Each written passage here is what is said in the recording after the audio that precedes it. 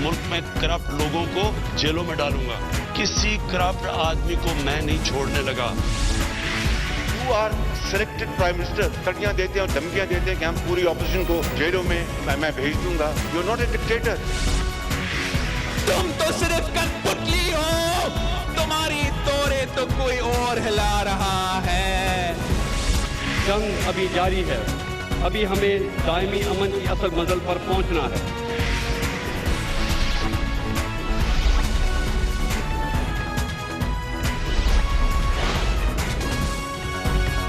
आप देख रहे हैं खबरों, तबसरों और तज्जियात पर मबनी पाकिस्तान का सबसे मोतबर न्यूज शो दुनिया, कामरान खान के साथ। अस्सलाम वालेकुम, मैं हूं कामरान खान।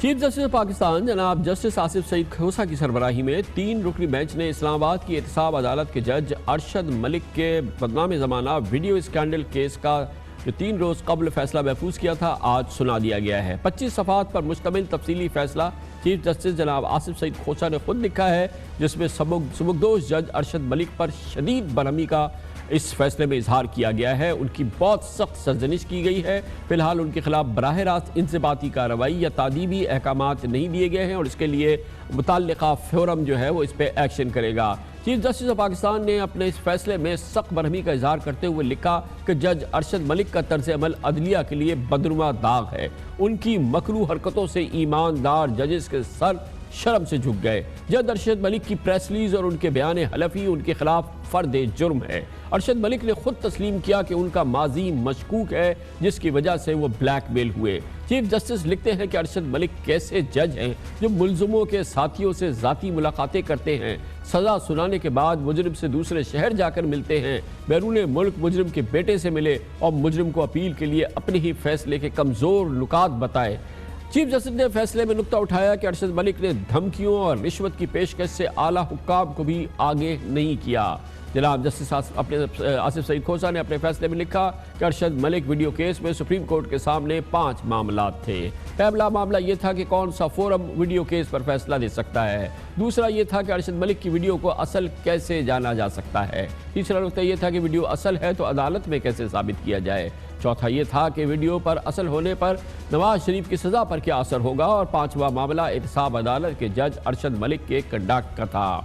सुप्रीम कोर्ट के फैसले में जज अरशद मलिक के खिलाफ बराह रास्त तादीबी हुक्म नहीं है। फैसले में लिखा है कि यह केस इस्लामाबाद हाई कोर्ट में ज़ेर समाअत है और FIA पहले ही तहकीकात कर रही है, इसलिए सुप्रीम कोर्ट इस मामले में मुदाखलत नहीं कर रही। इससे पहले लाहौर हाई कोर्ट ने इंज़बाती कार्रवाई करते हुए जनाब अरशद मलिक को इंतजामी कमेटी में तलब कर लिया था। उनके खिलाफ जैसे कि चीफ सुप्रीम कोर्ट ने अपने हुक्म में लिखा, मुतल्लिका फोरम पे उनके खिलाफ कार्रवाई होगी। इस पूरे मामले में बात करने के लिए हमारे साथ मौजूद हैं अटॉर्नी जनरल ऑफ पाकिस्तान और पाकिस्तान के बहुत ही मुमताज़ सीनियर कानूनदान जनाब अनवर मंसूर खान। बहुत बहुत शुक्रिया खान साहब, आपने हमें ज्वाइन किया है। आप फरमाइएगा कि चीफ जस्टिस साहब ने सुप्रीम कोर्ट ऑफ पाकिस्तान ने आज जज अरशद मलिक के हवाले से कहा कि वो उनसे उनकी हरकत से जजेस हज़ारों जजेस के सर शर्म से झुक गए हैं। उनका बयान उनके खिलाफ फ़र्द जुर्म है। उन्होंने कहा कि अरशद मलिक कैसे जज थे जो मुलजिमों के साथियों से मुलाकात करते थे। गोया के बहुत ही सख्त रिमार्क्स हैं और उनका जो किरदार है उस हवाले से सुप्रीम कोर्ट ऑफ पाकिस्तान के बहुत ही इंपॉर्टेंट कमेंट हैं। तो जिस जज ने ये सब कुछ किया है उसके खिलाफ क्या कार्रवाई होगी, किस हद तक कार्रवाई होगी और अभी तक कोई बड़ी कार्रवाई क्यों नहीं हुई है? शुक्रिया कामरान साहब, ये बहुत इम्पोर्टेंट एक जजमेंट दिया है खोसा साहब ने और इसके अंदर बहुत सारी चीज़ें डिस्कस की हैं। जहाँ तक के कार्रवाई है जज साहब के साथ, वो हुआ ये है कि उनको रिपैट्रिएट किया गया है। पहले तो जब तक रिपैट्रिएट नहीं किया जाता उस वक्त तक उनके खिलाफ कार्रवाई की नहीं जा सकती थी, इसलिए कि लाहौर हाई कोर्ट जो है वो उनका एम्प्लॉयर है।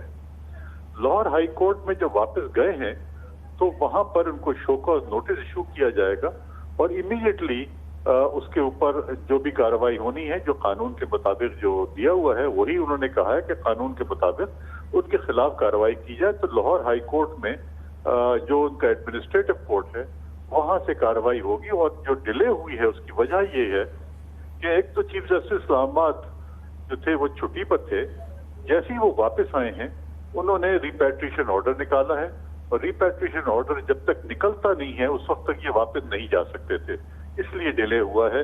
अदरवाइज इनके खिलाफ कार्रवाई बहुत पहले हो जाती। तो खान साहब ये फरमाइएगा कि जिन जज साहब ने जिनके खिलाफ आज सुप्रीम कोर्ट ऑफ पाकिस्तान ने जो उन्होंने नुकसान पहुंचाया है अदलिया को, अदलिया के एहतराम को, और फिर जजेस के इमेज को, पूरे पाकिस्तान के हज़ारों जजेस के सर शर्म से झुका दिए हैं, अब इनके खिलाफ एक्शन के लिए क्या बाकायदा प्रॉपर कोई FIR दर्ज होगी जिसके बाद फिर इनके खिलाफ कोई केस बने, तहकीकात हो, फिर ये फिर कानून का सामना करे? क्या इसका प्रोसीजर क्या होगा? नहीं कामरान साहब, इसके अंदर तहकीकात जो है वो होगी, वो सिर्फ हाई कोर्ट करेगी। हाई कोर्ट जो कि इनका एडमिनिस्ट्रेटिव कोर्ट है वो ही करेंगे। उनका एक एडमिनिस्ट्रेटिव पैनल होता है जजेस का, वो उनके सामने ये पेश होंगे और इनको एक शो कॉज नोटिस दिया जाएगा, दे दिया है शायद अभी तक, और जैसी वो कार्रवाई होगी उसमें उनको जो सजा है वही तजवीज करेंगे और उसी तरह से सजा उनको मिलेगी।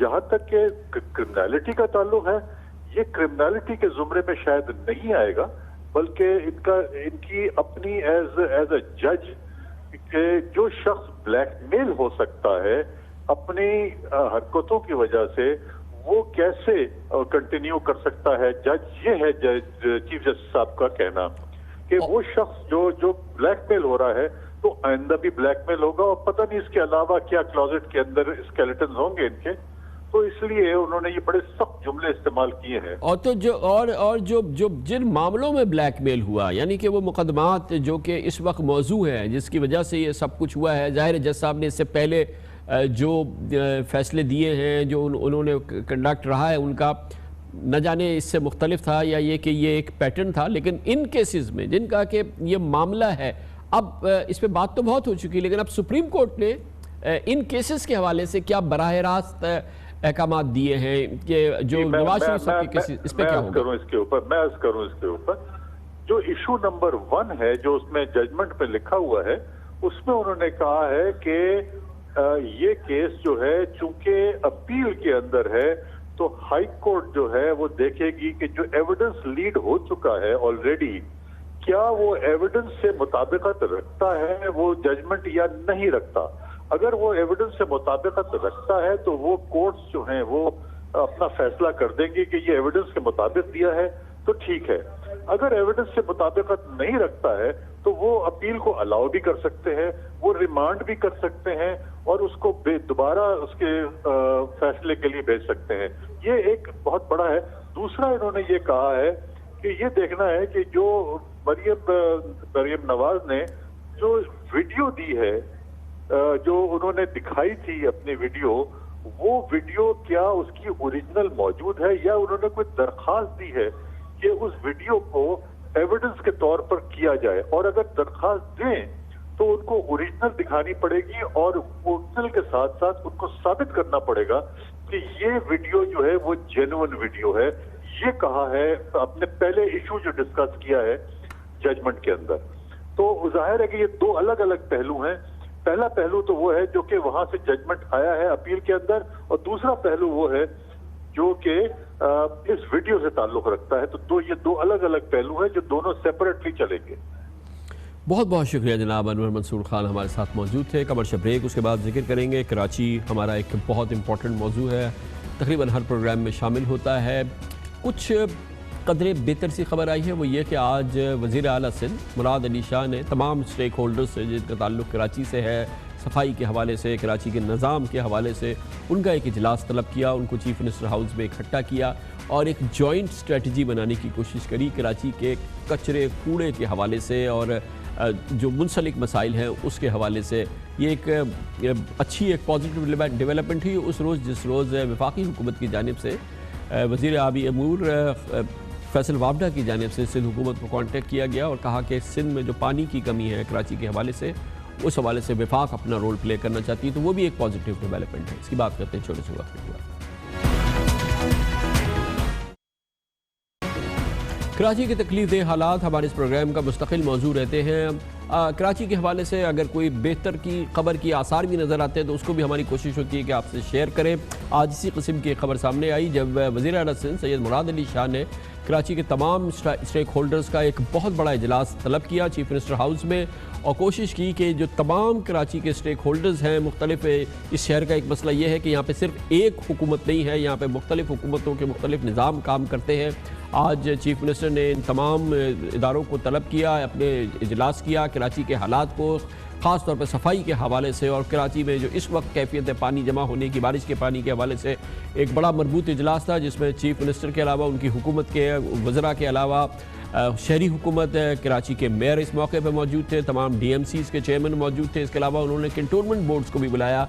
कराची में जो कंटोनमेंट्स का निज़ाम है उस पर न सूबाई हुकूमत का इख्तियार है, ना ही उस पर शहरी हुकूमत का इख्तियार है, ये एक अलग निज़ाम है जो कि अपने आप काम कर रहा होता है। आज चीफ मिनिस्टर साहब ने उनको भी बुलाया, DHA को भी बुलाया, और इस हवाले से एक बड़ी अच्छी एक कोहेसिव मीटिंग हुई है कराची के लिहाज से, और कराची के हालात को बेहतर बनाने के लिए ये अच्छा कदम है। आज ही के दिन वफाकी हुकूमत की जानिब से मुतल्लिका वफाकी वज़ीर फैसल वाबडा ने हुकूमत सिंध को कॉन्टेक्ट किया और कहा कि कराची में पानी की कमी के हवाले से जो वफाकी हुकूमत का इख्तियार है, जो वो क्योंकि वज़ीर हैं आबी उमूर के, कि वो पानी फ़राहम कर सकते हैं, तो उस हवाले से उन्होंने वफाकी हुकूमत की कोई एश्योरेंस दी कि जानिब से सिंध हुकूमत को कि वो सिंध हुकूमत की मदद करेंगे। ये भी एक अच्छी पॉजिटिव डेवलपमेंट है क्योंकि इस बड़े शहर में जब तक ये तमाम हुकूमतें मिलेंगी नहीं काम नहीं होगा। बहरहाल इस पॉजिटिव डेवलपमेंट में बात करने के लिए हमने दावत दी है।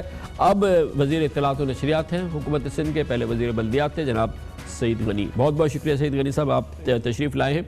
तो इजलास तो हो गया, इसकी कोई पॉजिटिव फीडबैक है कि क्या इसमें से क्या नतीजा निकला? यकीनन जिस तरह आपने कहा कि एक तो वैसे ही कि इजलास हो रहा है जिसमें सारे लोग आ रहे हैं, और ख़ास तौर पे मेयर साहब जो अक्सर औकात सिंध हुकूमत के ख़िलाफ़ उनके बयान आते रहते हैं। मैं इस इजलास में था नहीं चूँकि मैं शहर से बाहर था, लेकिन मेयर साहब का भी बड़ा पॉजिटिव एटीट्यूड देखा लोगों ने, और उन्होंने इस बात को माना कि जी प्रोविंशियल गवर्नमेंट की मदद के बगैर हम आगे नहीं बढ़ सकते हैं और हमें आपकी मदद दरकार है। और सीएम साहब ने ज़ाहिर उनको यकीन दिलाया। एक और चीज़ जो उसमें तय हुई कि नेक्स्ट 48 घंटों में 48 आवर्स के अंदर जहाँ जहाँ इस वक्त इश्यूज़ हैं सीवरेज के और गार्बेज के, उसको प्रायोरिटी पे जो है रिजॉल्व करना है। पहले भी एफर्ट्स तो बहुत हो रहे थे, लेकिन चूँकि कंपनीज लोगों की ज़्यादा हैं तो इस बात को यकीनी बनाने की कोशिश की गई कि 2 दिन में ये करें।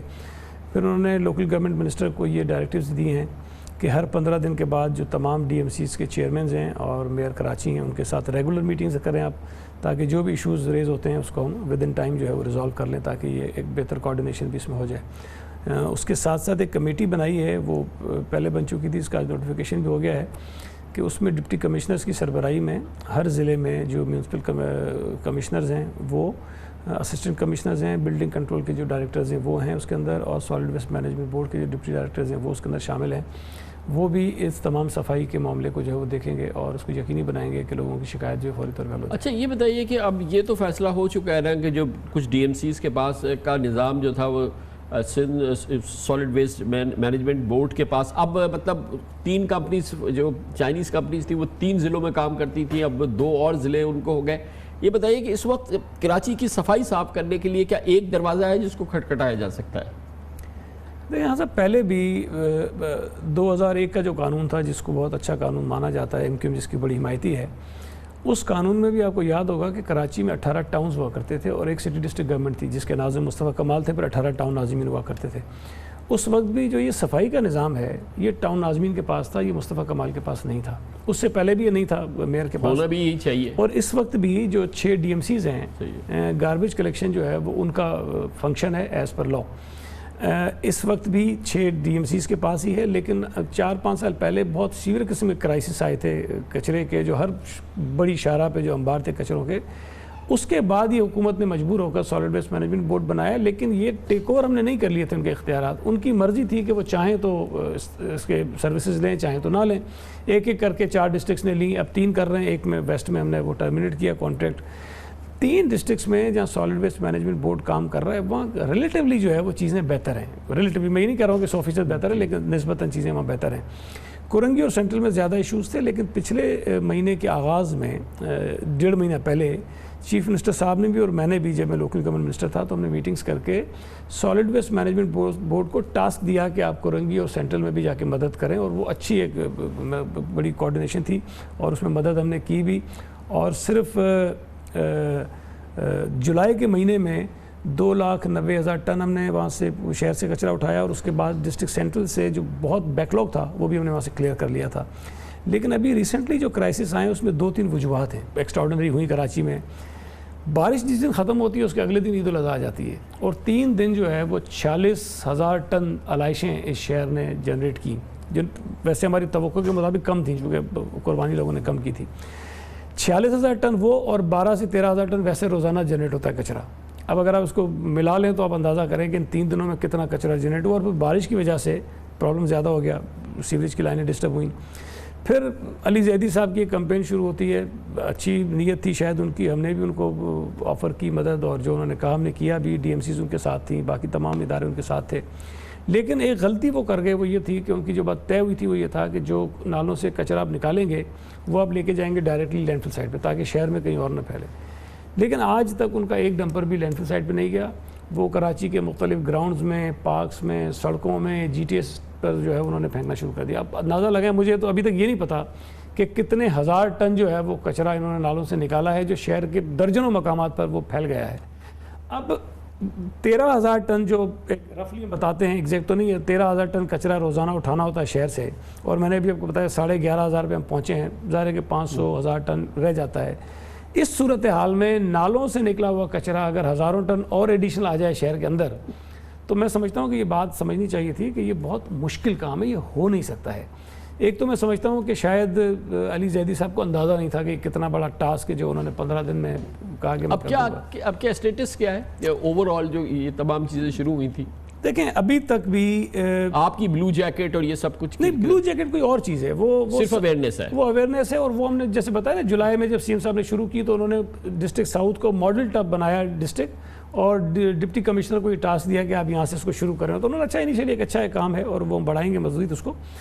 लेकिन जो नालों की सफाई थी, वो मेरा ख्याल था कि बेहतर मुनासिब तरीका ये था कि वो KMC को पैसे दे देते फेडरल गवर्नमेंट से लेके, क्योंकि उनके पास एक्सपर्टीज़ हैं, वो ये कॉन्ट्रैक्ट करते रहें। और मेयर साहब को पता है कि नालों का जो भी सिल्ट निकलती है, जो गार्बेज निकलती है, वो डायरेक्टली जाती है लैंडफिल साइट पे। जो कॉन्ट्रैक्टर होता है, ये पार्ट होता है कॉन्ट्रैक्ट का कि जी आप नाले साफ़ करेंगे, और ये कचरा जितना भी होगा जो सिल्ट होगी डायरेक्टली आप लैंडफिल साइट पे लेकर जाएंगे। बहुत बहुत शुक्रिया जनाब सईद गनी हमारे साथ मौजूद थे। कमर्शियल ब्रेक, उसके बाद जिक्र करेंगे मईशत के हवाले से एक अहम और जो पॉजिटिव डेवलपमेंट्स पिछले एक हफ्ते के दौरान हुई, उसमें एक ये भी है कि पाकिस्तानी रुपए की कदर मुसलसल मुस्तहकम होती जा रही है। तकरीबन 2 महीने में 6% पाकिस्तानी रुपए की कदर बढ़ी है। इसकी बात करते हैं छोटे से वक्त के बाद।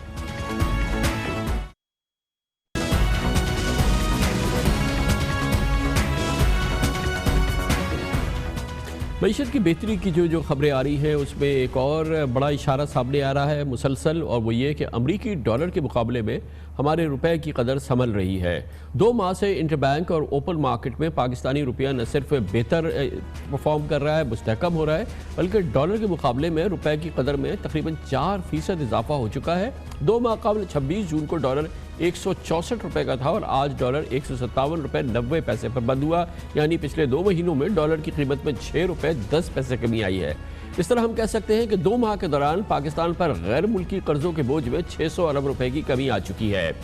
इसी वजह से एक माहौल बन रहा है, और ये भी देखने में आ रहा है कि वो लोग जो पाकिस्तान में बहुत कसीर तादाद में जिनके पास डॉलर के ज़ख़ीरे हैं, वो अब इसमें से कुछ डॉलर्स बेच भी रहे हैं, जो कि यकीनन एक बहुत ही मज़बूत पेशरफ्त है। मईशत की बहाली के हवाले से और जो बेहतरी के मामलात सामने आ रहे हैं, इस हफ्ते पाकिस्तान स्टॉक एक्सचेंज में तेज़ी के रुझान को हमने देखा। इस हफ्ते 4 कारोबारी दिन यानी पीर से जुमेरात तक इंडेक्स में 3,120 पॉइंट्स का इजाफा हुआ। मार्केट में 11% तेज़ी आई, और शेयर मार्केट में की मालियत तकरीबन 495 अरब रुपए का इजाफा हुआ। आज स्टॉक मार्केट में एक मौके पर 216 पॉइंट्स का इजाफा था, लेकिन बाज़ अफवाहों की वजह से, यानी कि पाकिस्तान को ब्लैक लिस्ट कर दिया गया है, जो कि एक सोचे समझे मंसूबे के तहत की गई थी। सरमायाकारों में यकीनन ऐसी सूरत हाल में बेयकीनी पैदा होता है, और मार्केट में कोई 534 पॉइंट की आज कमी हुई। सिर्फ डॉलर ही नहीं बल्कि दीगर अहम गैर मुल्की करेंसियों के मुकाबले में पाकिस्तानी रुपए की कदर अब जान पकड़ रही है। 2 माह कबल बरतानवी पाउंड 204 रुपये 50 पैसे का था, आज तकरीबन 192 रुपये 50 पैसे पे बरतानवी पाउंड फरोख्त हो रहा था, यानी पाउंड की कीमत में 6% कमी के साथ 12 रुपये की कमी आ चुकी है। 2 माह कबल यूरो 184 रुपये 50 पैसे में फरोख्त हो रहा था, जो आज 174 रुपये 50 पैसे में फरोख्त हुआ, यानी कि यूरो की कीमत 10 रुपये कम हो चुकी है। मुत्तहिदा अरब इमारात का दरहम 44 रुपये 50 पैसे का था और आज दरहम तकरीबन 42 रुपये 75 पैसे में फरोख्त हुआ, इसमें भी 1 रुपये 75 पैसे कमी आ चुकी है। सऊदी रियाल 43 रुपये 50 पैसे का था, आज रियाल 41 रुपये 75 पैसे का हुआ, यहाँ पर भी हमने 1 रुपये 75 पैसे की कमी देखी है। हर लिहाज से ये पाकिस्तान की मईशत के हवाले से जो मुस्तहकम बेहतर खबरें आ रही हैं और मुसलसल आ रही हैं, उसमें ये एक ठोस इजाफा है। इस पर हम बात करते हैं। हमारे साथ मौजूद है माशी और कारोबारी उमूर के माहिर जनाब मुजम्मिल असलम। बहुत बहुत शुक्रिया मुजम्मिल असलम साहब, क्योंकि ये कंसिस्टेंटली हम देख रहे हैं 2 महीने से रुपए की कदर बेहतर हो रही है। टेक्निकली क्या वजह है इसकी? जो टेक्निकली वजह, जो सबसे पहली बात ये है कि स्टेट बैंक ने जो हमारी करेंसी ओवर वैल्यू थी उसको जब 160 की हद तक डी वैल्यू किया, तो उसकी मकसद ये था कि जो हमारे मुल्क में जो लोग जिन्होंने क्या कहते हैं कि जो बाहर से महंगी चीज़ें आ रही थी, सस्ती चीज़ें आ रही थी इंपोर्ट की, उसको जो है रोका गया किसी तरीके से। वो हमने देखा कि करंट अकाउंट डेफिसिट के नंबर में भी सामने आ गई। फिर उसके बाद शरह सूद जो है हमारी तकरीबन 14% के करीब चली गई है। अब कोई 160 रुपये का डॉलर रखता है और 1 साल रखता है, तो उसको जो है अगर वो कैश करा लेता है तो उसको तकरीबन 18 रुपये उस डॉलर के एवज आमदनी हो सकती है कि अगर आज वो डॉलर को बेचे और बैंक में रख दे। तो एक ये बहुत बड़ी रकम है, यानी कि अगर आप 180 रुपये का डॉलर देख रहे हैं तो आपका सेंस बनता है कि आप डॉलर को जेब में रखें, वरना आप जो है डॉलर को छोड़ दें। यही चीज़ थी कि पिछले 1-1.5 साल से लोगों को ये था कि पाकिस्तान की करेंसी ओवर वैल्यू है और ये डी वैल्यू होगी। और कहा यह जा रहा है कि ये इस कदर में भी पाकिस्तानी करेंसी में और जोर पकड़ेगी ये जब यूरो बॉन्ड आएंगे, जब जो पाकिस्तान के मल्टीलेटरल मज़ीद कर्जे और जो प्रॉमिसेस हैं वो पूरे होंगे। फिर कुछ प्राइवेटाइजेशन भी सामने खड़ी है, 2 RLNG प्लांट जो है वो मुझे पता है वो प्राइवेटाइज होने जा रहे हैं। तो इस पूरे माहौल में हम ये कह सकते हैं मुताद अंदाज में कि आने वाले महीनों में डॉलर के मुकाबले में रुपए की कदर यहाँ से भी बढ़ सकती है। बिल्कुल, ये तो बिल्कुल सामने साफ नज़र आ रही है बात। ये सारे इन्फ्लोज अलग आएंगे। इसके अलावा जितना पाकिस्तानी मुल्क से बाहर वेकेशन करने जाता था, अब हमारा मुल्क इतना सस्ता हो गया कि बाहर से लोग आके नॉर्दर्न एरियाज जाना शुरू हो गए, तो डॉलर का जो है चारों तरफ से इन्फ्लो आना शुरू हो गया। और जो एक और चीज़ आप ये देखें कि ये जो रियल वैल्यू है, एक रियल इफेक्टिव एक्सचेंज रेट, जो आपकी करेंसी कितनी कंपेटिटिव हो गई है, तो वो जो इंडेक्स था 123 था, अब वो भी 90 पे आ गया है। तो उसकी वजह से हमारी बरामदात भी, दुनिया में बरामदात गिरना शुरू हो गई है, ख़ासतौर पे अमेरिका और चाइना के इश्यूज़ के बाद। तो हम ये देख रहे हैं कि हमारी बरामदात में भी स्टेबिलिटी आना शुरू हो गई है, यहाँ पे डोमेस्टिक सब्स्टिट्यूशन भी शुरू हो गई है। तो ओवरऑल जिसे कहते हैं, और आपने जो अपने स्टार्ट में भी बता दिया कि हमारी जो कदर है इंटरनेशनली पिछले 2 महीने में डॉलर तमाम करेंसीज के अगेंस्ट स्ट्रांग हुआ है। जैसे आपने ब्रिटिश पाउंड की बात बताई, UAE धर्म की बात बताई, लेकिन दूसरी तरफ हम उस जहां डॉलर दुनिया में स्ट्रांग हो रहा था, हम डॉलर के अगेंस्ट स्ट्रांग हुए और उसकी वजह से अब दूसरी करेंसीज के अगेंस्ट हम और ज़्यादा स्ट्रांग हो गए। तो ये शो कर रहा है कि अब हमारी करेंसी फेयर वैल्यू पे आ गई है और इसमें अब इतनी डिवैल्यूएशन की गुंजाइश नहीं है। और ये वाहिद साल है 4 सालों में कि जिसमें स्टॉक एक्सचेंज में पॉजिटिव फॉरेन इन्फ्लोज आ गए $70 मिलियन, वरना पिछले 3 सालों से $1 अरब से ज़्यादा जो है फॉरेनर ने स्टॉक मार्केट से भी निकाल लिया था। बहुत बहुत शुक्रिया मुजम्मिल असलम साहब हमारे साथ मौजूद थे। कमर्शियल ब्रेक, इस दौरान न्यूज़ हेडलाइंस देख लें, जिसके बाद हम अपने प्रोग्राम के बाकी के साथ वापस आते हैं।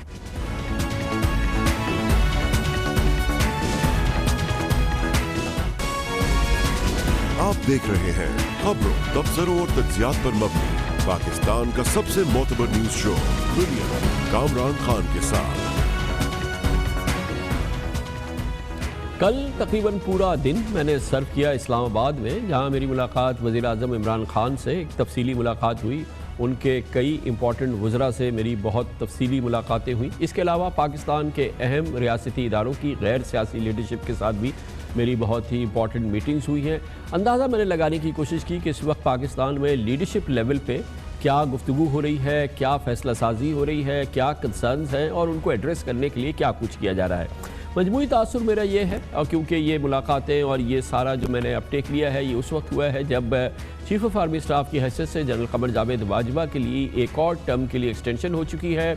इस वक्त मौजूए अव्वल इस्लामाबाद में यकीनन कश्मीर की सूरत हाल है, जहाँ पर पाकिस्तान की जो रियासती लीडरशिप है वो इस नुक्ते पर बिल्कुल 100% उसका कंसेंसस है, वो मुत्तहिद है कि दरअसल भारतीय वज़ीर आज़म नरेंद्र मोदी ने कश्मीर में जो ज़ालिमाना कदम उठाया है उसने एक फेटल मिस्टेक की है, एक मौलिक बीमारी को जन्म दिया है भारत के वजूद के हवाले से, और यकीनन कश्मीर की आज़ादी के लिए एक नई सूरत हाल पैदा हो गई है। ये कंसेंसस है जो कि पाकिस्तान की लीडरशिप पे मुझे देखने में आया, और ये कंसेंसस देखने में आया कि एक सुनहरा मौका है कि अब शायद कश्मीर का मसला हल हो, क्योंकि ये मामला भरपूर अंदाज में और इस अंदाज में इससे पहले कभी इतना इंटरनेशनलाइज नहीं हुआ था जैसा अब हुआ है। इसके लिए पाकिस्तान हर सूरत तैयारी करे, पाकिस्तान के अंदर पाकिस्तान के बाहर पूरी कुव्वत से भारत के ख़िलाफ़ एहतजाज करे, कश्मीरियों के मजालिम को हाईलाइट करे, कश्मीरियों पर होने वाले मजालिम को पे हाईलाइट करे, और इस बात को, इस सुनहरी मौके का भरपूर फ़ायदा उठाया जाए। इसके साथ ही वज़ीर आज़म इमरान खान इस बात पर अब कायम है कि वो किसी सूरत में अब नरेंद्र मोदी को मुज़ाकरात की, अमन मुज़ाकरात की अपनी जानिब से कोई पेशकश नहीं करेंगे। मुझे काफ़ी गुस्से में बरहम वो नज़र आते हैं कि उनकी इस हवाले से जो इससे पहले भारत को पेशकश रही है उसका खातिर ख्वाह जवाब नहीं आया है, और अब वो इस बात पर मुसर हैं कि अब किसी किस्म की पेशकश वो नरेंद्र मोदी को नहीं करेंगे। इसके साथ ही वो पूरे एतमाद नज़र आते हैं, वो और पाकिस्तान के तमाम रियासती इदारे, कि इस वक्त भारत कमज़ोरी की जाने बढ़ रहा है, और पाकिस्तान इस सिलसिले में जो भी ख़ास तौर पे सिफारती और सियासी मदद करनी होगी वो कश्मीरियों की करेगी। पाकिस्तान की लीडरशिप इस बात पर भी कायम है कि पाकिस्तान किसी किस्म की मिलिटेंसी अपने मुल्क के अंदर इस माहौल में उसको पनपने नहीं देगी। पाकिस्तान की मदद कश्मीरियों के लिए पुरअमन होगी, अलामती होगी, सिफारती होगी, सियासी होगी, और हर लिहाज से ये मदद होगी। और इस सिलसिले में मैंने देखा कि वज़ीर आज़म ख़ास तौर पर बहुत पुरजोश हैं। अक़वाम मुत्तहिदा का जो जनरल असम्बली का इजलास होने जा रहा है आइंदा माह, वज़ीर आज़म उसमें ख़िताब करेंगे, और इसके लिए वो भरपूर तैयारी करते हुए नज़र आ रहे हैं। उस कप्तान की तरह से जो कि किसी इंपॉर्टेंट मैच के लिए तैयारी करता है, मुझे लगा कि वज़ीर आज़म इमरान खान उसकी तैयारी कर रहे हैं। उन्होंने बताया है कि वहाँ उनका एक इम्पॉर्टेंट जो ख़िताब है वो उसी दिन होगा जिस दिन नरेंद्र मोदी को खिताब करने की दावत देगी जनरल असम्बली, और उनका ख्याल ये है कि शायद उसी दिन उनका खिताब है। और उनका जो अंदाज़ा है वो ये है कि पाकिस्तान का जो वफ़द है उसका अंदाज़ा ये है कि नरेंद्र मोदी के बाद इमरान खान जो है वो वहाँ पे खिताब करेंगे। और इत्तलात ये मिल रही हैं कि कश्मीरी पूरे यूनाइटेड स्टेट्स में इस हवाले से एक भरपूर नरेंद्र मोदी की मौजूदगी के हवाले से एहतजाज का मंसूबा भी बना रहे हैं, वो पूरी तरह से उसकी तैयारी कर रहे हैं। गोया पाकिस्तान हर लिहाज से तैयार है कश्मीर की सूरत हाल का मुकाबला करने के लिए, और जैसे मैंने आपको बताया पाकिस्तान की लीडरशिप का ख्याल ये है कि नरेंद्र मोदी ने फेटल मिस्टेक की है कश्मीर में, और पाकिस्तान के लिए और इस कश्मीर के मसले के हल होने के लिए एक सुनहरी ज़माना शुरू होने जा रहा है। और पाकिस्तान मगर इस पूरी सूरत हाल में इस बात के लिए तैयार है कि भारत कोई मुहिम जुई भी कर सकता है, और इसके लिए पाकिस्तान के पास जो भी उसके ज़राए हैं अपने दिफा के लिए और अपने एग्जिस्टेंस के दिफा के लिए पाकिस्तान उसको हर सूरत में इस्तेमाल करेगा। पाकिस्तान की लीडरशिप में इस हवाले से कोई दो राय नहीं है। तरजीह बहरहाल लीडरशिप की यह है अमली इक़दामात के हवाले से, कलीदी अमली इक़दामात के हवाले से वो ये कि मईशत को बेहतर से बेहतर बनाया जाए, मईशत पे जो दबाव है उसको हर सूरत में उसको रफ़ा किया जाए, और जो भी मुश्किलात इस सिलसिले में बिज़नेस कम्यूनिटी को पाकिस्तान की माशी तरक्की के हवाले से हाइल है या पाकिस्तान के कारोबारी माहौल को बेहतर बनाना है, उन तमाम रुकावटों को दूर किया जाए। मेरे अंदाजे के मुताबिक हफ्ता 10 दिन के अंदर प्रेसिडेंशियल ऑर्डिनेंस आ जाएगा।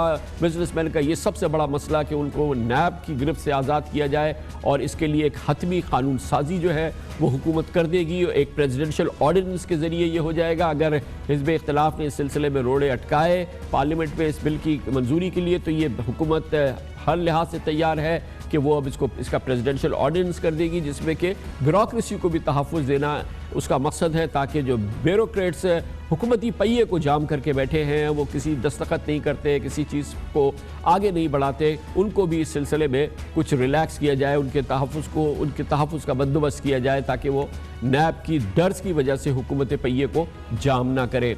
इसके साथ ही हुकूमत की कोशिश ये है कि जो ताजिर हजरात हैं, जो पाकिस्तान की टॉप बिजनेस लीडरशिप है, इमरान खान साहब प्राइम मिनिस्टर की हैसियत से बराह रास्त तो उनको अप्रोच करेंगे और उनको दावत देंगे, उनके साथ बैठेंगे, उनके साथ मखसूस नशस्तें करेंगे। और वो सिर्फ जो पाकिस्तान के कलीदी बिजनेस ग्रुप है, जो ख़ास तौर पे पाकिस्तान की माशी और कारोबारी तरक्की के सुतून समझे जाते हैं, उन 4-5 ग्रुप्स को वो पहले बनाना चाहते हैं। उसके बाद एक बड़ा ग्रुप 10-12 लोगों का, मगर वो मीनिंगफुल बनाना चाहते हैं इन मीटिंग्स को, ताकि हालात में बेहतरी के फौरी इक़दाम किए जाएँ।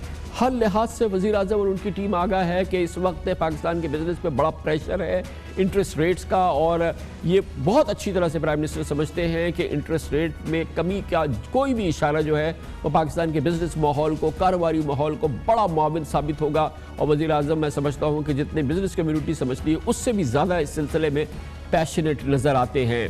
इसी हवाले से ये बात भी मैंने नोटिस की है कि जो FBI है या जो ख़ास तौर पे सिक्योरिटीज़ एक्सचेंज कमीशन है, जो स्टॉक मार्केट के हवाले से इक़दाम कर रहा है, जो कि उसने मुशावरत की है, उस हवाले से भी जो फैसला साजी है, कोशिश ये है कि उस पर जल्द अज जल्द अमल दरामद हो सके, ताकि ये माहौल को बेहतरी मिल सके और इसको बेहतर बनाया जा सके।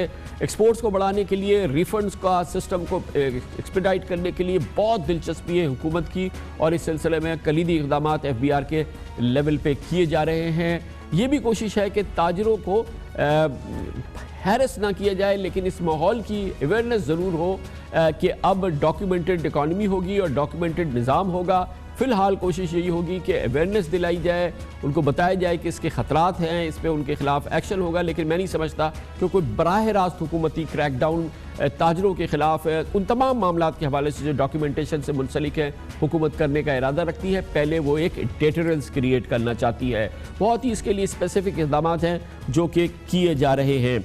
इस हवाले से ये बात भी बहुत ही इंपॉर्टेंट है कि वज़ीर आज़म इमरान खान बहुत कमिटेड हैं, बल्कि पाकिस्तान के तमाम रियासती इदारे कमिटेड हैं कि एहतसाब को उसके मंतकी अंजाम तक पहुँचाया जाए, और वो मेगा करप्शन के केसेस जो कि नैब के इस वक्त महवर और मरकज़ हैं, उनको हर लिहाज से उनको मंतकी अंजाम तक पहुँचाया जा सके। और इस सिलसिले में बहुत क्रिटिकल डेवलपमेंट्स हैं जो कि हुई हैं, ख़ास तौर पर जो मनी लॉन्ड्रिंग और फेक बैंक अकाउंट केसेस है, जिनका ताल्लुक सिंध में होने वाली 12 साल करप्शन से है, जिन इल्ज़ामात में जनाब आसिफ अली जरदारी, उनकी हमशीरा फरियाल तालपुर और ओमनी ग्रुप जो हुकूमत सिंध का करता धरता 12 साल तक था, जो कि अनक्राउंड किंग थे ओमनी ग्रुप वाले सिंध के मामलात के और ख़जाने के मामलात के, उनके ख़िलाफ़ जो कार्रवाई हो रही है उसमें बहुत बड़ी ब्रेक थ्रू है। नैब के तहकीक़ातकारों ने कमाल इन्वेस्टिगेशन्स की हैं, कमाल सबूत जमा किए हैं, कमाल उन्होंने केसेस बनाए हैं, और जो कि वाकई एक गैर मामूली काम है। और ये जो नैब के तहकीक़ातकार जिन्होंने ये काम किए हैं वो बहुत बड़े कौम के मुहसिन हैं, क्योंकि जिस अंदाज़ का मुझे अंदाज़ा है, जिस अंदाज़ की उन्होंने इन्वेस्टिगेशंस की हैं, जिसके नतीजे में जनाब आसिफ अली जरदारी पे तकरीबन 12 रेफरेंसेस बनेंगे, उनकी हमशीरा पे तकरीबन 6 रेफरेंसेस फ़िलहाल बनेंगे, और मजीदों पर यानी कि अनवर मजीद, AG मजीद, निमर मजीद, मुस्तफ़ा मजीद, ये वो मजीद जो कि ओमनी ग्रुप होता है, और इस मजीदों पर जो है वो तकरीबन 38 से 40 केसेस जो है वो बनने जा रहे हैं, रेफरेंसेस बनने जा रहे हैं। और इस सिलसिले में कमाल काम किया गया है।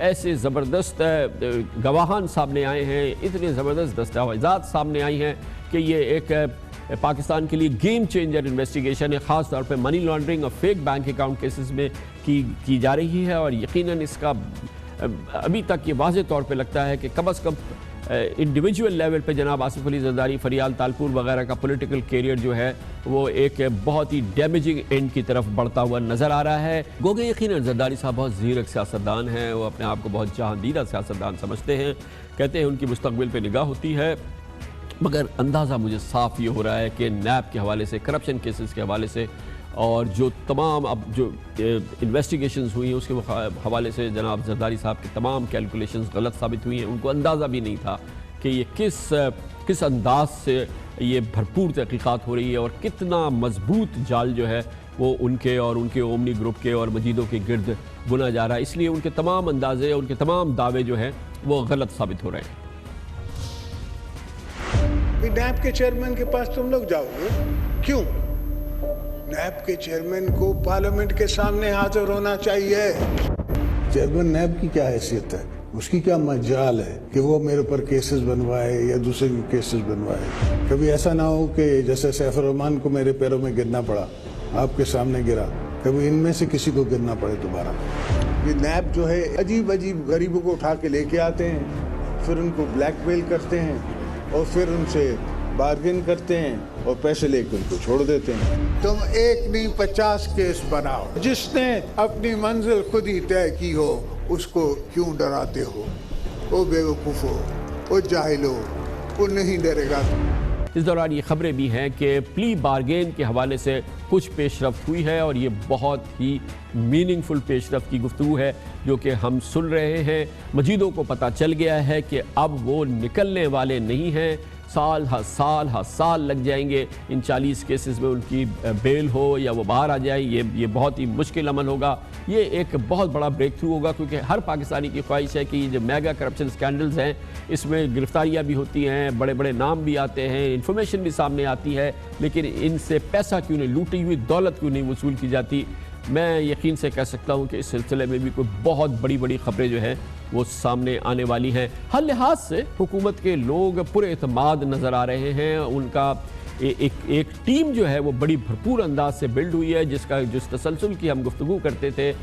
जनाब वज़ीर आज़म इमरान खान, जनरल कमर जावेद बाजवा टीम जो है ये अब बहुत ही ठोस शक्ल में आगे बढ़ रही है और बड़ी ज़बरदस्त कमिटमेंट है। और इसी दौरान ये बातें भी बहुत खुल के और साफ सामने आ रही है कि अफ़गानिस्तान के हवाले से पाकिस्तान का मरकज़ी किरदार आया होता जा रहा है। आइंदा चंद रोज़ बहुत अहम होंगे। हमारी इतलात के मुताबिक अफ़गान तालिबान और अमेरिका के दरमियान माहिदा अगले हफ्ते 10 दिन के अंदर होने जा रहा है। पाकिस्तान उसमें मौजूद होगा, पाकिस्तान की अहम शख्सियत उस मौके पर मौजूद होगी और इसके बाद हर लिहाज से फिर एक पाकिस्तान उसमें ताउन करेगा कि अफ़गान तालिबान और अफ़गान हुकूमत के दरमियान मुज़ाकरात हों। इस सिलसिले में जो अफ़गानिस्तान में इलेक्शन हो रहा है, पाकिस्तान की ख्वाहिश है कि उसका फ़िलहाल उसको डेफर कर दिया जाए और उस हवाले से कोशिश ये है कि पाकिस्तान, अमेरिका, रूस और चीन जो है वो एक मरकज़ में जमा हो ताकि अफ़गानिस्तान के मुस्तक़बिल के हवाले से बेहतरी की सूरत हाल पैदा हो। यहाँ से भी अच्छी खबरों की तवक्के है और पाकिस्तान के जो स्ट्रेटिजिक ब्रेक थ्रू हुआ है अमेरिका के साथ उसमें बहुत मीनिंगफुल डेवलपमेंट्स हैं जो पस पर्दा भी हैं और यकीनन उसमें बहुत बेहतरी की गुंजाइश जो है वो आगे नज़र आ रही है। हर लिहाज से पाकिस्तान की सिविल मिलिट्री लीडरशिप का इस वक्त फोकस ये है कि कारोबार, बिजनेस और इकॉनमी को हम मजबूत से मजबूत तर बनाएं और ये हर चीज़ पर हावी हो ताकि हम आइंदा आने वाले महीनों में, आइंदा आने वाले सालों में कश्मीर के हवाले से जब हम फैसला कुन किरदार अदा करने के लिए जाएं तो हम माशी तौर पे मजबूत अंदाज में खड़े हों। और ये यकीनन इस वक्त जो माहौल बन रहा है ये इसके लिए साजगार है और पाकिस्तान की मईशत और कारोबार और बिजनेस के लिहाज से मैं यकीन से कह सकता हूँ कि जो इक़दाम किए जा रहे हैं, जो इक़दाम पाइपलाइन में हैं, ये सारे जो हैं ये अगले हफ्तों में, हमें कुछ हफ्तों में सामने नज़र आएंगे जिसके बहुत ही मुस्बत और पॉजिटिव असरात नज़र आएंगे। इसलिए फ़िक्र की और परेशानी की बात अगर ज़माना था तो वो अब गुज़रता जा रहा है।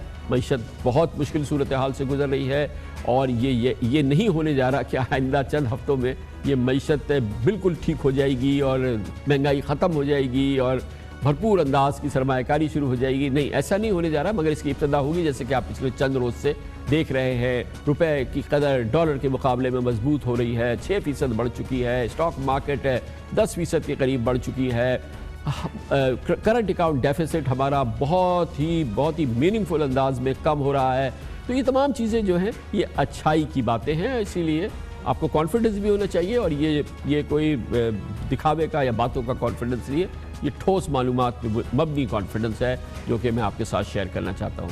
कमर्शियल ब्रेक और उसके बाद जिक्र करना चाहेंगे कि एक अच्छी खबर जो कि कल हम सुन रहे थे, मुसलसल मैं इस्लामाबाद में सुन रहा था, बड़ी पॉजिटिव खबरें आ रही थी ऑस्ट्रेलिया से, जहाँ पाकिस्तान का वफ्द APG के इजलास में मौजूद था जो FATF रिलेटेड एक्टिविटी है। पाकिस्तान के वफ्द की बड़ी ज़बरदस्त प्रेजेंटेशन थी क्योंकि पहली बार गवर्नर स्टेट बैंक खबर जनाब रज़ा बाखर साहब ने ये प्रेजेंटेशन दी थी और बाकायदा पाकिस्तान को, वज़ीर आज़म को, दूसरे इदारों को ये बात पता चल रही थी कि इसके असरात हुए हैं, पॉजिटिव असरात हुए हैं और पाकिस्तान के लिए कि वो ब्लैक लिस्ट हो जाएगा वो अब ख़तरा ऑलमोस्ट टल चुका है, बल्कि टल गया है। और अब सफ़र ये था जो कि तमाम इंडिकेशंस थी वो ये थी कि अब पाकिस्तान को इस प्रोसेस का आगाज़ करना है ताकि इस ग्रे लिस्ट से भी पाकिस्तान का छुटकारा हो और वो भी बहुत ही ठोस मालूमात है जो आज भारत ने किया है, जो ये उस घबराहट का, उस सटपटाहट का नतीजा है जो कि इस इजलास से जो बात सामने आ रही थी कि भारत की सरतोड़ कोशिश के पाकिस्तान ब्लैक लिस्ट हो जाए, ये अब होने नहीं जा रहा। इसकी बात करेंगे कि ये क्यों नहीं होने जा रहा, FATF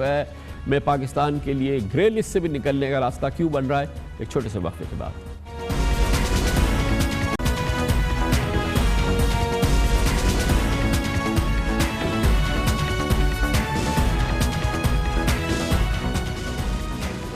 पाकिस्तान की मईशत के हवाले से इत्मीनान की और कदर सुकून की खबर है, वो ये कि पाकिस्तान का फाइनेंशियल एक्शन टास्क फोर्स यानी FATF की ब्लैक लिस्ट में शामिल होने का खतरा टल गया है और इस सिलसिले में पाकिस्तान ने बहुत इंपॉर्टेंट पेशरफ की है। ये वो महाज है जिस पर पाकिस्तान ने भारत को मात दी है, जहाँ पर भारत की सरतोड़ कोशिश है कि पाकिस्तान को ब्लैक लिस्ट कराया जाए और इस मामले में मोदी सरकार को फिलहाल मुंह की खानी पड़ रही है।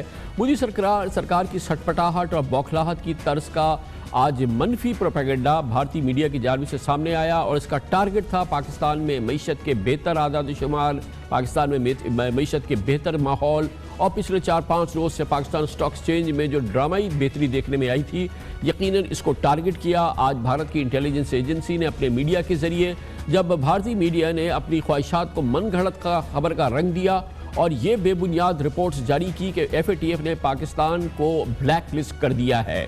ये खबरें आई और यकीनन जब ये इस तरह की खबरें आती हैं फाइनेंशियल वर्ल्ड में उसका एक असर होता है, पाकिस्तान स्टॉक एक्सचेंज में भी इसका असर हुआ, लेकिन थोड़ी ही देर में पता चल गया कि ये अफसोसनाक और मज़े का खेज बात दरअसल भारतीय सहाफ़ियों ने और उनके जगादरियों ने जब ये की, उनको ये इल्म ही नहीं था कि कैमरा में यानी ऑस्ट्रेलिया में जो इस वक्त मीटिंग हो रही है वो एशिया पैसिफिक ग्रुप की है और उसके पास ये इख्तियार ही नहीं है कि वो किसी कंट्री को ब्लैक लिस्ट करे और ना ही ये एजेंडा था इस मीटिंग का, बल्कि मुसलसल, जैसा कि मैंने आपको पहले भी बताया, मुसलसल पाकिस्तान को इस सिलसिले में हौसला अफजा डेवलपमेंट सामने आ रही हैं और ये जो 3 रोज़ा मीटिंग्स FATF की हुई कैमरा में, वहाँ से जो इतलात मुसलसल पाकिस्तान को मिली है वो इससे वाज़े तौर पे लगता है कि पाकिस्तान का वफ़द, जिसको इस दफ़ा सेंट्रल बैंक के governor, state bank of Pakistan के गवर्नर जनाब डॉक्टर रज़ा बाकर लीड कर रहे थे, उसने बड़ी मुतासिरकुन प्रेजेंटेशन दी है। हर लिहाज से पहले के मुकाबले में इस दफ़ा पाकिस्तान की प्रेजेंटेशन बहुत अच्छी थी, पाकिस्तान की तैयारी बहुत मुतासिरकुन थी और इस सिलसिले में पाकिस्तान ने बहुत इंपॉर्टेंट इक़दाम किए हैं जिसमें बैनुल अक़वामी कंसल्टेंट्स जो FATF के माहिरीन हैं, बल्कि ऐसे माहिरीन जो कि खुद FATF में तवील अरसे तक खिदमात सर अंजाम दे चुके हैं, अब वो पाकिस्तानी हुकूमत ने उनको शामिल किया है, वो पाकिस्तान की लिए एक इम्पॉर्टेंट कंसल्टेंट्स हैं और पाकिस्तान इस सिलसिले में बहुत भरपूर उसने काम किया है, ख़ास तौर पे पिछले चंद हफ्तों के दौरान, और वही बुनियाद बना उस प्रेजेंटेशन की जो कि डॉक्टर रज़ा बाकर के ज़रिए पाकिस्तान ने दी, जिसमें हर लिहाज से अदम इस पर इत्मीनान का, इन इक़दाम पर और इस जो कुछ पाकिस्तान कर रहा है उस पर इत्मीनान का और पसंदीदगी का इज़हार किया जा रहा है, जिसके बाद अब पाकिस्तान का FATF की ग्रे लिस्ट से निकलने का सफ़र शुरू हो गया है। माहिरीन हमें ये कहते हैं कि अब के बाद से चंद महीनों में, चंद 1 साल के अंदर जो है पाकिस्तान जिस अंदाज से इसमें डेवलपमेंट्स कर रहा है, जो कि बेहतरी ला रहा है, अपने पूरे सिस्टम को उसने ओवरहॉल किया है, यकीनी तौर पे ये बात खारिज अज़ इम्कान नहीं है कि पाकिस्तान FATF की ग्रे लिस्ट से भी निकल जाएगा। FATF के साबिक़ हुक्काम, मैंने आपको बताया, पाकिस्तान की मदद कर रहे हैं और पाकिस्तान इस सिलसिले में वो कुछ कर रहा है जो कि इससे पहले नहीं किया गया था। पाकिस्तान की टीम जो है वो बहुत ही मुस्तहकम अंदाज से इस सिलसिले में काम कर रही है और हर लिहाज से तैयारी है और इसकी इत्तला खुद गवर्नर स्टेट बैंक जनाब रज़ा बाकर ने अब से 5 हफ्ते कबल दी थी, जब इस चीज़ पर पूरी रफ्तार से काम शुरू हुआ था और इसके बाद पाकिस्तान ने कई माइलस्टोन अबूर किए हैं अपनी तैयारी के हवाले से। की जानब हमारी FATF पे 2 pronged स्ट्रेटजी है और ये एक बहुत अहम टॉपिक है हमारे लिए, ना सिर्फ स्टेट बैंक के लिए बल्कि सारे जो गवर्नमेंट के इदारे हैं उनके लिए, कि हम इस पे एक जो सब्सटेंटिवली जो उन्होंने इश्यूज़ रेज़ किए हैं उनको हम एड्रेस करें। इस पे काम हो रहा है और अच्छी रफ्तार से काम हो रहा है।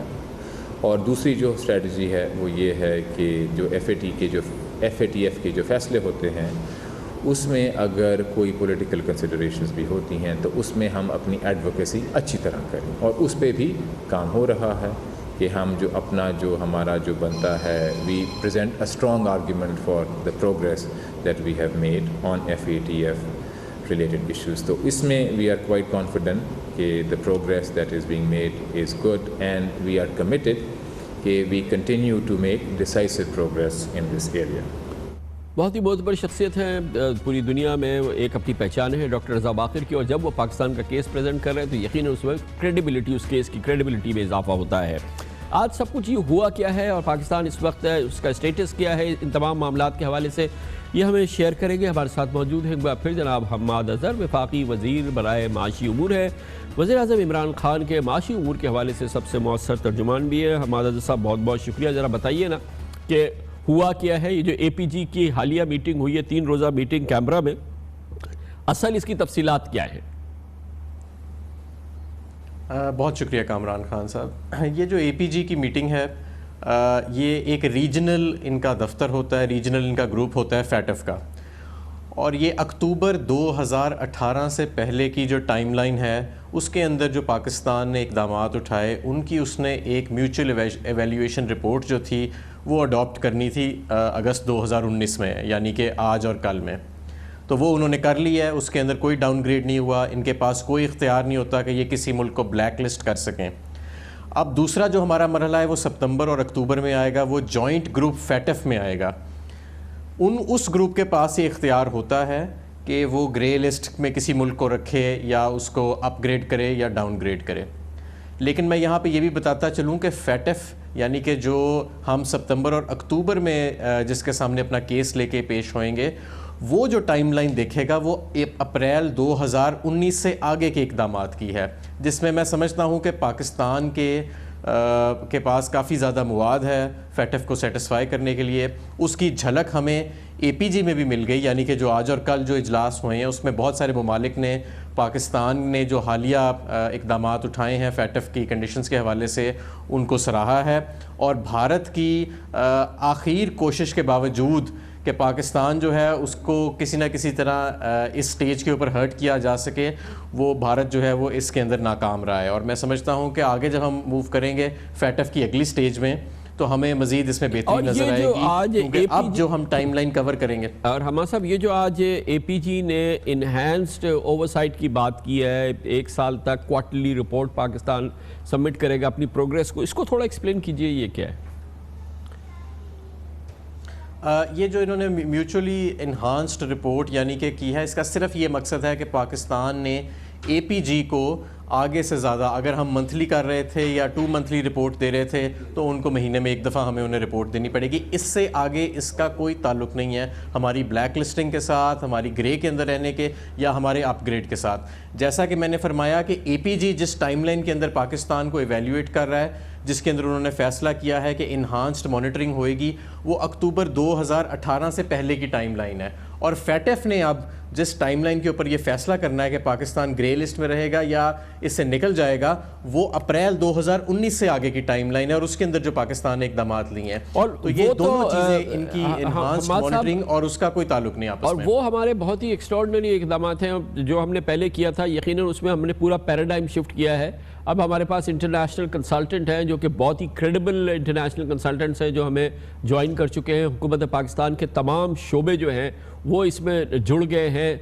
अब इसको जो है प्रेजेंटेशन पॉइंट ऑफ व्यू से इसमें स्टेट बैंक का बड़ा रोल है, गवर्नर स्टेट बैंक इसको बाकायदा ज़ाहिर है कि उनका एक बड़ा की रोल है। तो जो कुछ पाकिस्तान ने ख़ास तौर पे, जैसे आपने अप्रैल 2019 की बात की, उसके बाद जो पाकिस्तान के इक़दामात हैं वो तो बहुत ही मीनिंगफुल हैं और बहुत ही क्रिटिकल माइलस्टोन्स हमने दरअसल इस टाइम पीरियड में अबूर किए हैं। बिल्कुल, ये आप दुरुस्त फरमा रहे हैं कि हमारी बहुत ज़्यादा पेशरफ्त है। एक तो हमारी प्रेजेंटेशन में इम्प्रूवमेंट ऑलरेडी रिफ्लेक्ट होना शुरू हो गई है, APG में आज भी रिफ्लेक्ट हुई है। इसके बाद लेकिन जब हम अप्रैल 2019 से आगे के इक़दामात लेके फैटफ के पास जाएंगे तो उनके अंदर हमारे पास बहुत सारी चीज़ें हैं। हमारे जो मुख्तलिफ लॉ इन्फोर्समेंट एजेंसीज़ हैं, गवर्नमेंट के इंस्टीट्यूशंस हैं, फाइनेंशियल इंस्टीट्यूशंस हैं, उनकी मॉनिटरिंग, उन्होंने जो प्रोसिक्यूशंस की हैं, उन्होंने जो इसके अंदर अपने इक़दामात उठाए हैं, लेजिस्लेटिव चेंजेस किए हैं और उसके जो रिजल्ट्स प्रोड्यूस किए हैं, जो स्टेटिस्टिक्स प्रोड्यूस किए हैं in terms of detection, prosecution और कन्विक्शन, वो हमारे पास अप्रैल 2019 ऑनवर्ड्स बहुत ज़्यादा हमारा केस जो है वो मजबूत है। इसलिए हम ऑप्टिमिस्टिक हैं, हम समझते हैं कि आने वाले दिनों में हमारे लिए फैक्टिव के महाज के ऊपर बेहतरी आएगी। और ये भी कि एक और हमारी एक इंस्पेक्शन हुई थी या ओवरसाइट हुई थी जब US ट्रेजरी का वफ्द यहाँ आया था, एम्बेसडर एलिस वेल्स की सरबराही में, वो 3-4 रोज़ उन्होंने भी देखा था और उनसे भी बड़ा एक फीडबैक जो मुसलसल मिल रहा था वो काफ़ी बेहतर था। वो कहाँ रिफ्लेक्ट होगी? वो जो वो रिपोर्ट जो US ट्रेजरी ने बनाई है या जो US गवर्नमेंट ने बनाई है ख़ास तौर पे? जी, अमेरिका जो है वो फैटफ का एक अहम मेंबर है और वो फैटफ के बोर्ड के अंदर एक अहम आवाज़ रखता है।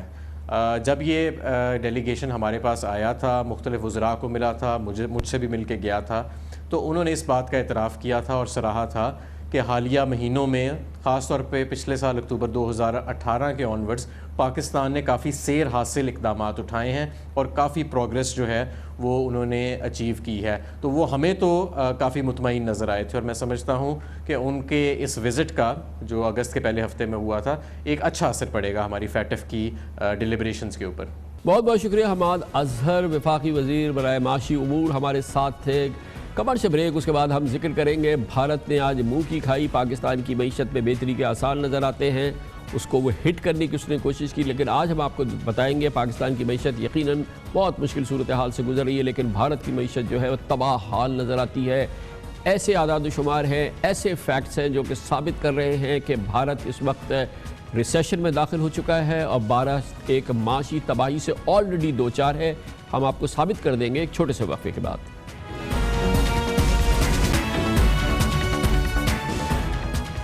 हम अपने इस प्रोग्राम में मुसलसल पाकिस्तान की मईशत का तज़किया आपके सामने करते हैं। पाकिस्तान की मईशत हर लिहाज से बहुत मुश्किल सूरत हाल से गुजर रही है, दबाव की कैफियत है, इम्तहानी कैफियत है और उसका इजहार हमारे यहाँ मुसलसल होता रहता है। लेकिन आज हम फोकस करेंगे भारत की और आपको बताएंगे कि भारत में भी माशी बदहाली इस वक्त उरूज पर नज़र आती है। भारत का जो शबाब हुआ करता था अब से कुछ अरसे पहले एशिया की एक बड़ी इकॉनमी के हवाले से, वो बात अब ख़त्म हो रही है और इस हवाले से भारतीय मईशत के अच्छे दिन जो है वो अब ख़त्म होते नज़र आ रहे हैं। भारत में अब बैरूनी कर्ज़ों का जो बोझ है वो तकरीबन $500 अरब तक का पहुँच चुका है।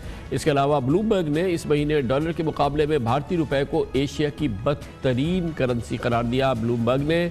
और ये बात भी सामने आई है कि इससे पिछले महीने भारतीय स्टॉक मार्केट 5.5% गिर गई है। इंडिया के बड़े बड़े कारोबार ठप हो रहे हैं, दर्जनों कंपनियां दिवालिया हो रही हैं, लाखों मुलाजमतें ख़त्म हो रही हैं। और ये कोई हम एक पाकिस्तानी की हैसियत से नहीं कर रहे, तमाम ठोस शवाहिद और इस सिलसिले में मालूमात और सबूत मौजूद हैं। भारतीय इदारा शुमारियात के मुताबिक इस वक्त हिंदुस्तान में बेरोज़गारी की शरह 1970 की दिहाई के बाद सबसे ज़्यादा है। ये भारतीय सरकारी आदाद शुमार है। ताज़ा तरीन इतलात ये हैं कि भारत में बिस्किट बनाने वाली सबसे बड़ी कंपनी पाले ने खसारे की वजह से फौरी तौर पर 10,000 मुलाजमीन को फारिग करने का ऐलान किया है।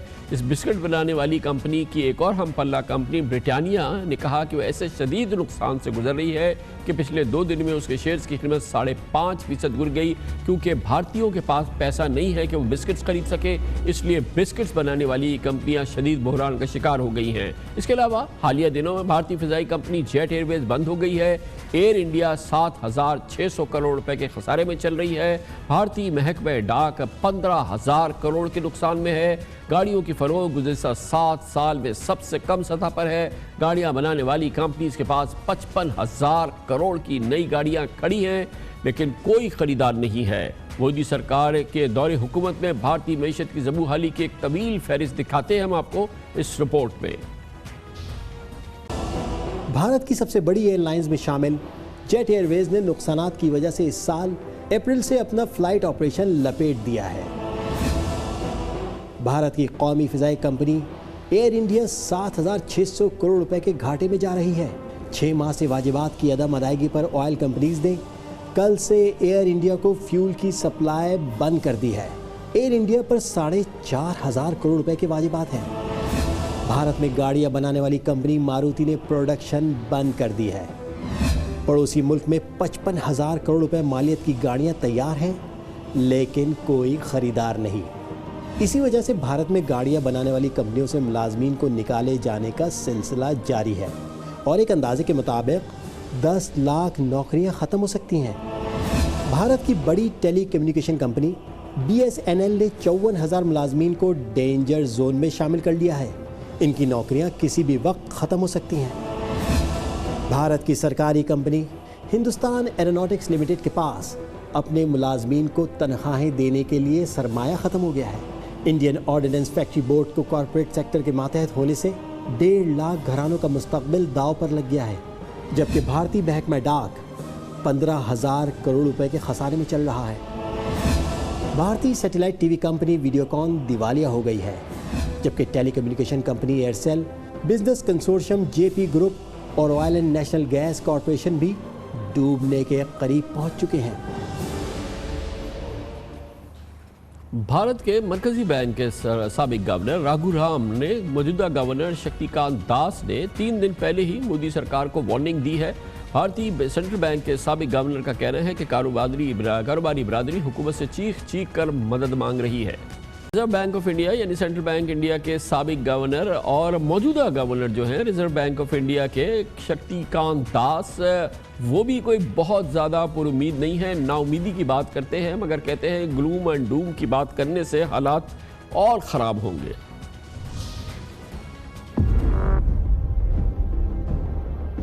When I morning read the newspapers or when I open any television business channel, especially on the television, I think there is a kind of the mood doesn't seem to be sufficiently positive and optimistic. Now, one does realize that there are challenges in the economy. One does realize that there are sectoral issues. We do realize that there are challenges, there are difficulties coming from external sources, domestic sources. Domestically also we have certain challenges. But I think one has to look at the opportunities, one has to maintain a positive sentiment, look at the opportunities and capitalize on these opportunities, because a mood of doom and gloom is not going to help anyone. इसी माहौल के पस मंज़र में आज दुनिया की सबसे बड़ी क्रेडिट रेटिंग एजेंसी मूडीज़ ने भारत को डाउनग्रेड किया है और कहा है कि उसकी तरक्की की रफ्तार जो पहले अंदाज़ा था उससे कहीं कम रहेगी। भारत के माशी और कारोबारी माहिरीन भी मुसलसल इस पशमुर्दगी और भारत की मैशत की तबाही की जो सूरत हाल है उस पर कॉमेंट्स कर रहे हैं और पुरजोर अंदाज में कॉमेंट्स कर रहे हैं। कैफियत है जिसकी अक्कासी अब भारत के तमाम टीवी चैनल्स और उनके एंकर्स बहुत ही पुरजोर अंदाज में कर रहे हैं। इसके अलावा भारत में 26,50,000 मकान या फ्लैट्स तैयार खड़े हैं, या तो लोग उनको बुक करके उनको ले नहीं रहे या उनको ख़रीदने वाला कोई नहीं है। ये भारत की मईशत की तस्वीर थी जो हमने आपको दिखाई, और दिखाना आपको लिए इसलिए ज़रूरी था कि पाकिस्तान की मईशत ज़रूर ज़बू हाल है मगर भारत की मईशत तबाह हाल नज़र आती है। खबर से ब्रेक, उसके बाद जिक्र करेंगे उस बहरान का जिसने आज जन्म लिया है पाकिस्तान में सियासी महाज पर, जब सदर पाकिस्तान आरिफ अलवी की जानिब से 2 commissioner chief election commission of Pakistan में जब नामजद किए गए, chief election commissioner of Pakistan ने उनसे हल्फ लेने से इनकार कर दिया और कहा कि सदर पाकिस्तान ने गैर आइनी कदम उठाया है। इसकी बात करते हैं छोटे से वक्त के बाद। पाकिस्तान में रोज़ाना कोई ना कोई एक बड़ी और दिलचस्प और पेचीदा खबर जन्म लेती है, और आज की पेचीदा खबर जन्म लिया है इसने इलेक्शन कमीशन के हवाले से, जहां पर नए मेंबरान की तैनाती का मामला पेचीदा हो गया है और ठीक ठाक बहरान पैदा हो गया है। चीफ इलेक्शन कमिश्नर जनाब जस्टिस रिटायर्ड सरदार मोहम्मद रजा ने 2 नए मेंबरान से 2 नए कमिश्नर से हल्फ लेने से माजरत कर ली है। चीफ इलेक्शन कमिश्नर का कहना है कि नए मेंबरान की तकर्री गैर आइनी है जो आइन के आर्टिकल 213 और 14 के मुताबिक नहीं है। इलेक्शन कमीशन ने सूरत हाल से मुताल्लिक वजारत पार्लिमानी उमूर को आगाह कर दिया है। वफाकी वज़ीर कानून फ़ारूक नसीम का कहना है कि चीफ इलेक्शन कमिश्नर की जानिब से सूबाई अराकीन से हल्फ न लेना, उससे इनकार करना गैर आइनी कदम है, ये उनके दायरे इख्तियार में नहीं आता। यहाँ तक कि चीफ इलेक्शन कमिश्नर साहब हैं जो आर्टिकल 214 में उनको ओथ देना है, नोटिफिकेशन अगर सामने आए तो उनको ओथ देना है, ये रिक्वायरमेंट है। और वो एज अ हाई कोर्ट जज या सुप्रीम कोर्ट जज आर्टिकल 199 में या 184(3) में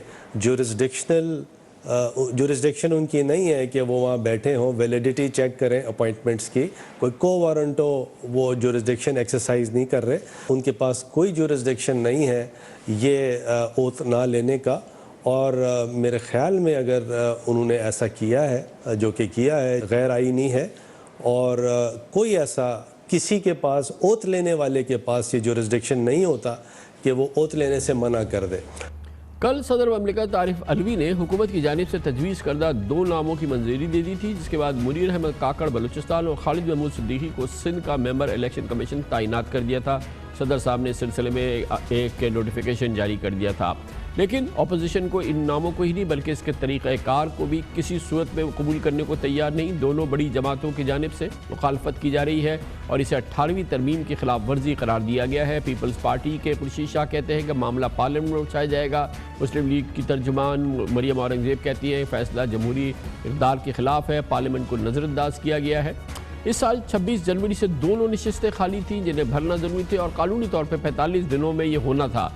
और इस सिलसिले में ज़रूरत इस बात की है कि कायदे हिज़्ब इख्तलाफ और कायदे ऐवान यानी कि वज़ीर आज़म के दरमियान नामों का तबादला होना चाहिए था। कंसेंसस से ये तैनातियाँ होती हैं मगर ये नामुमकिन था। अपोजिशन और हुकूमत के दरमियान कंसेंसस नहीं हुआ, जिसके बाद अब सदर पाकिस्तान ने उन 2 शख्सियात को तैनात कर दिया है जिनकी मंजूरी PTI की जानिब से दी गई थी और ये वो सूरत हाल है जिसे कबूल करने से इनकार कर दिया है chief election commissioner of Pakistan ने। इससे पहले लगता यह है कि हुकूमत तैयारी कर रही थी कि ऐसी सूरत हाल पैदा हो और ये मामला सुप्रीम कोर्ट ऑफ पाकिस्तान में लेकर जाए जो इस मामले में फ़ैसला करेगी। और इस जानिब वाज़ेह तौर पर इस हिकमत अमली का ऐलान भी कर चुके थे वज़ीर आज़म के चीफ ऑफ स्टाफ जनाब नईम उल हक। वज़ीर आज़म साहब और लीडर ऑफ द अपोजिशन के दरमियान इत्तफ़ाक़ राय नहीं हो पाया इन सीटों के हवाले से। फिर हमने क़वानीन के मुताबिक एक कमेटी बनाई कौमी असम्बली में। एक हमारी कमेटी थी, एक अपोजिशन की। उनके भी मुज़ाकरात तकरीबन ख़त्म हो चुके हैं। कोई इत्तफ़ाक़ राय नहीं हुआ कि सिंध से या बलूचिस्तान से इलेक्शन कमीशन का कौन मेंबर होना चाहिए और जो आइन है इस बारे में बिल्कुल खामोश है। तो इस वक्त हमारे पास कोई चारा नहीं रहा बल्कि हम सुप्रीम कोर्ट से रुजू करें कि वो बताएं कि इलेक्शन कमीशन के मेंबरान की जो सीटें खाली हुई हैं इत्तफाक राय ना होने की वजह से उसको कैसे पुर किया जाए। और सुप्रीम कोर्ट इस बारे में हम उनसे मुशावरा शुरू कर रहे हैं। जो वो फैसला करेंगे जाहिर है उम्मीद है कि ये मसला हल हो जाएगा। बराह रास्त सुप्रीम कोर्ट जाने के बजाय ऐसा लगता है हुकूमत ने एक सिचुएशन ऐसी पैदा कर दी है कि कोई ना कोई सुप्रीम कोर्ट ऑफ पाकिस्तान जाए और फिर इस सुप्रीम कोर्ट इस मामले पे फैसला दे या रहनुमाई करे। इस अहम मौजू पे जहाँ पर प्रेसिडेंट ऑफ पाकिस्तान की जानिब से नामजद करदा 2 इलेक्शन कमिश्नर से chief election commissioner of Pakistan ने हल्फ लेने से इनकार कर दिया है। इस पर बात करेंगे। जनाब अहमद बिलाल महबूब एग्जीक्यूटिव डायरेक्टर हैं पार्लिमानी उमूर के हवाले से, पाकिस्तान की पार्लियामेंट की कारकर्दगी के हवाले से बहुत ही इंपॉर्टेंट NGO है फिल डाट, उसके एग्जीक्यूटिव डायरेक्टर। बहुत बहुत शुक्रिया अहमद बिलाल महबूब साहब। क्या करें अगर अपोजिशन में और कायदे हिज़्ब इख्तलाफ में और कायदे ईवान में फ़ैसला नहीं हो पा रहा, फिर जो भी प्रोसीजर लेट डाउन था उसमें नहीं हुआ फ़ैसला 2 उम्मीदवारों के हवाले से, तो सदर ने नोटिफिकेशन कर दिया और जो चीफ इलेक्शन कमिश्नर साहब हैं यकीनन वो ख़ुद जज रहे हैं सुप्रीम कोर्ट के, तो उन्होंने इस इक़दाम को मुस्तरद कर दिया है। आप क्या कहाँ मेरिट देख रहे हैं इस पूरे मामले में?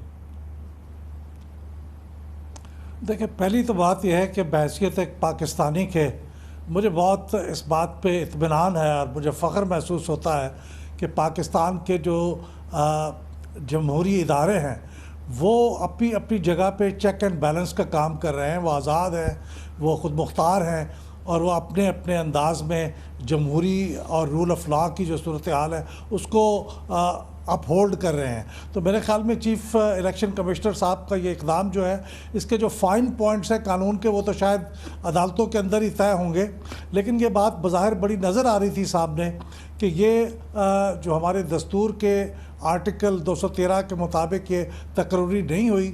लिहाजा ये अगर चीफ इलेक्शन कमिश्नर साहब ने उनको ओथ देने से इनकार किया तो मैं समझता हूँ कि बिल्कुल बज़ाहिर मुनासिब चीज़ बात लगती है। अगर वो ऐसा कर देते तो ख़ुद इलेक्शन कमीशन की अपनी हैसियत के ऊपर और ख़ुद चीफ इलेक्शन कमिश्नर की हैसियत पे बहुत मेरे ख्याल में हर्फ आता। तो एक तो ये बहुत मुनासिब है। दूसरी बात यह है कि ये आपने अभी जिस तरफ इशारा किया था, ये बहुत अच्छा होता कि जो ही ये पार्लिमानी कमेटी के अंदर इत्तफाक राय नहीं हुआ था और वाकई दस्तूर के अंदर उसका कोई वे आउट नहीं है, तो हुकूमत को दस्तूर के मुताबिक ये एक रेफरेंस भेज देना चाहिए था सुप्रीम कोर्ट को और उनसे ये सवाल करना चाहिए था कैसी सूरत हाल में हमें गाइड करें कि हम इसको कैसे आगे लेके जाएं। उस सूरत में ये जो डेडलॉक की सूरत पैदा हुई है और जिसको मैं समझता हूँ कि हुकूमत को किसी हद तक सुबकी का सामना भी करना पड़ा है, क्योंकि इलेक्शन कमिश्नर की तरफ से, चीफ इलेक्शन कमिश्नर की तरफ से इनकार कर देने के नतीजे में ये ज़ाहिर हुआ कि उनका जो इक़दाम था वो इतना वेल थॉट आउट नहीं था। तो फिर ये सूरत हाल पैदा ना होती और उनको पहले से ही सुप्रीम कोर्ट की तरफ से ये मेरे ख्याल में ये गाइडेंस मिल जाती। तो अब भी मेरे ख्याल में उनके पास ये रास्ता बाकी है। अब देखते हैं कि कौन इसको सुप्रीम कोर्ट पे लेके जाता है। फिर तमाम फरीक़ैन जो है वो इसका इंतज़ार करेंगे कि सुप्रीम कोर्ट ऑफ पाकिस्तान इस सिलसिले में। तो अच्छा, इसमें एक चीज़ इंपॉर्टेंट है कि सुप्रीम कोर्ट रहनुमाई तो करेगी कि वाकई आइन में इस चीज़ को केटर नहीं किया गया है कि अगर ये पार्लिमानी कमेटी और में इत्तफाक नहीं होता, कुछ नहीं होता, तो फिर ये इसका नतीजा क्या निकले, किस तरीके से इस बात का फैसला हो। ये फिर वैक्यूम रहा ना हमारे दस्तूर में। जी हाँ, वैक्यूम भी रहा और पिछले जो चंद तकर्रियाँ हैं उनमें ये सूरत हाल पैदा नहीं हुई। कमेटी के अंदर अब पहले ये 2 स्टेज की तकर्री का प्रोसीजर है। अगर वज़ीर आज़म और कायदे हिज़्ब इख्तिलाफ इस पर इत्तफाक ना करें तो फिर अलग अलग नाम वो भेज दें कमेटी को और कमेटी के अंदर इत्तफाक राय हो जाए। लेकिन ये सूरत हाल शायद उन्होंने एनविसेज नहीं की कि कमेटी के अंदर भी हो सकता है कि इत्तफाक राय ना हो। बहुत बहुत शुक्रिया अहमद बिलाल महबूब साहब हमारे साथ मौजूद थे। इसके साथ ही हमारे आज के प्रोग्राम का इख्तिताम होता है। सैटरडे संडे की हफ्तावार तातील का वक्त आ गया है। पीर को इंशाल्लाह आपसे फिर मुलाकात होगी। पीर तक के लिए कामरान खान को इजाज़त। अल्लाह हाफ़िज़।